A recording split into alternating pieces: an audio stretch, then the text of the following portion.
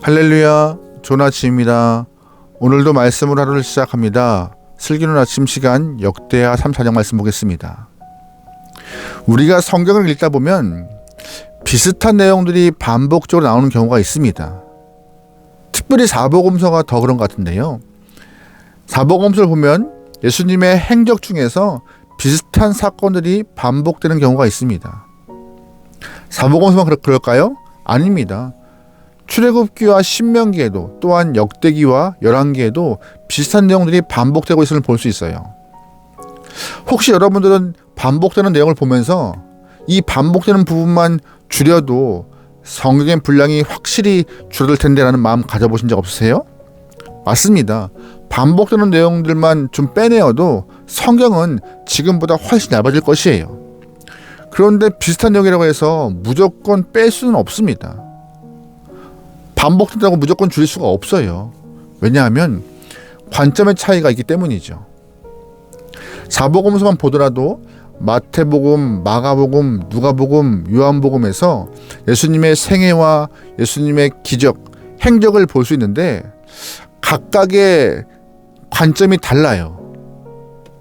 만약에 사복음서 내용이 좀 비슷하다고 해서 사복음서 중 하나만 우리에게 주어졌다면 우리는 예수님에 대해서 한쪽으로 쏠린 시선, 폐양된 예수님의 모습만 보게 될 것입니다. 근데 감사하게도 4개의 복음서가 주어져서 서로 교차 비교해 가면서 예수님의 풍성한 모습을 보게 되고 또한 한 사건을 두고 이런 관점 저런 관점으로 다각도로 입시적으로 볼 수 있는 은혜가 주어진 거예요. 그래서 우리에게 사복음서가 있는 것은 은혜입니다. 나머지도 마찬가지예요. 출애굽기는 이스라엘 사람들의 출애굽 사건을 역사의 시선으로 담담히 서술해내는 책이고, 신명기는 리더 모세의 관점에서 이스라엘의 출애굽을 회고한 책이에요. 조금 다를 수밖에 없죠. 열왕기도 실록과 같이 사실의 내용을 기록한 책이지만 역대기는 포로기를 마치고 복귀한 이스라엘 후손들에게 역사 교육용으로 기록한 책입니다. 분명히 다를 수밖에 없어요. 게다가 서로가 빠진 부분도 있고 교차하면서 풍성한 은혜가 충분히 발생할 수 있는 책이 성경 안에 존재한 것입니다. 얼핏 보면 비슷한 내용이 반복되는 것 같지만 조금 더 깊이 보면은요, 다양한 내용, 다양한 시선들이 이 안에 있기 때문에 우리에게 더 다양한 은혜가 있음을 기억하면서 또한 말씀을 보면서 이거 앞에서 본 내용인데 에이 지겹네라고 그런 마음 다 버려버리시고 하나님이 다양한 시선과 다양한 은혜를 주시려고 우리에게 말씀을 주셨구나 라는 마음을 갖고 읽어가시면 좋을 것 같아요. 오늘 본문도 그런 내용 중에 하나예요. 열왕기에 등장했던 요시야가 한 번 더 오늘 역대기에 등장하지만 없는 부분이 기록되면서 더 풍성한 요시야의 모습을 볼 수 있는 본문이죠.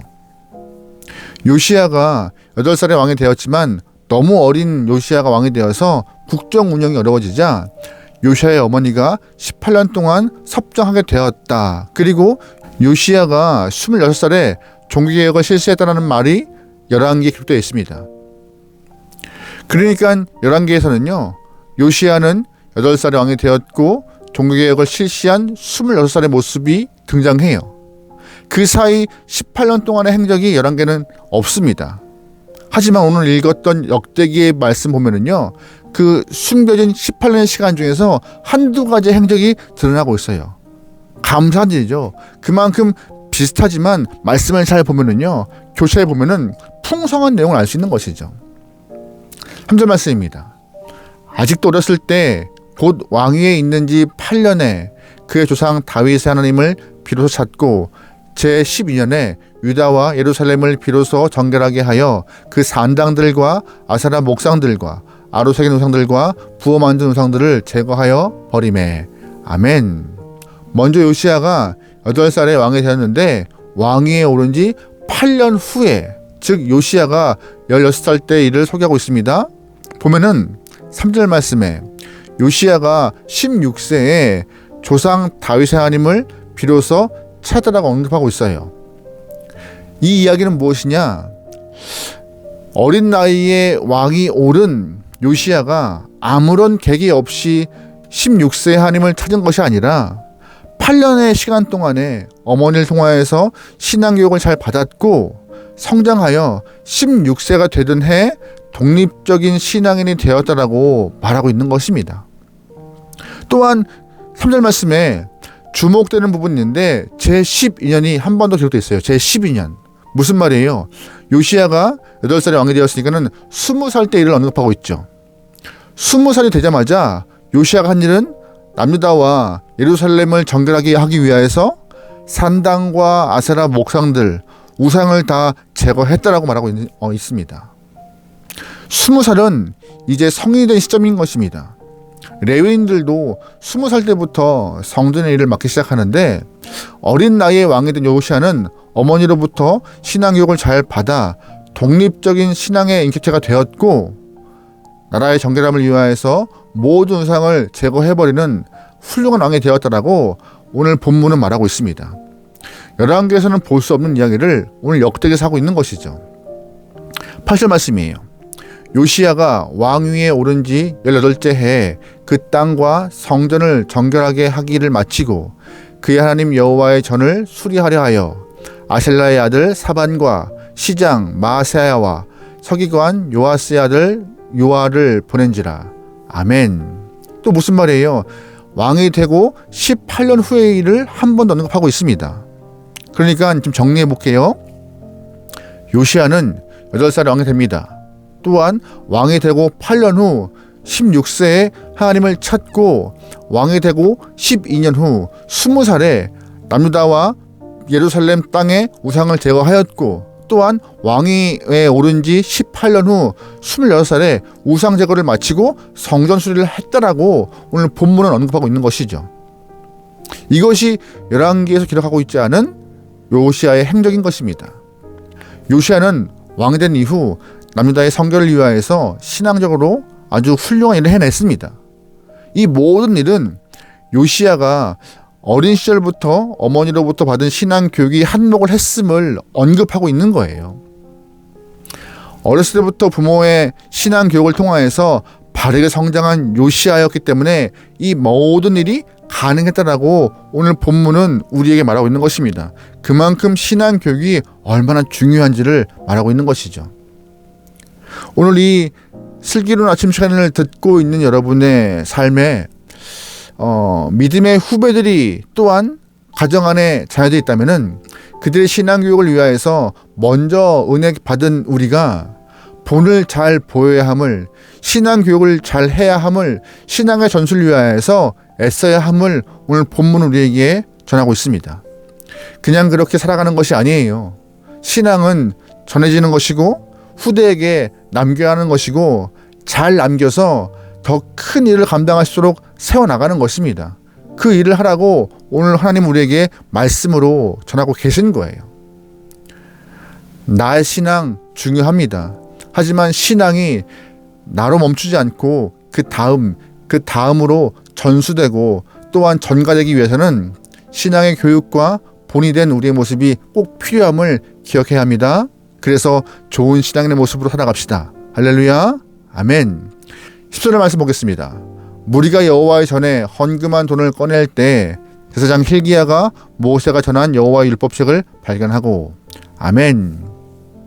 요시야는 왕이 된 이후 종교개혁을 실시하는데 성전 수리를 통하여서 그동안 방치되어 있던 일들을 회복하려고 했습니다. 그런데 성전 수리를 하는 과정 가운데 율법책을 발견해요. 요시야는 기쁜 마음에 또한 두렵고 떨리는 마음으로 율법책을 읽으면서 지금처럼 살면 남유다는 망할 수밖에 없다는 것을 깨닫게 됩니다. 무서웠죠. 요시야는 자신이 깨닫게 된 내용을 확인하고자 당시 여선지자 훌다에게 사람을 보냅니다.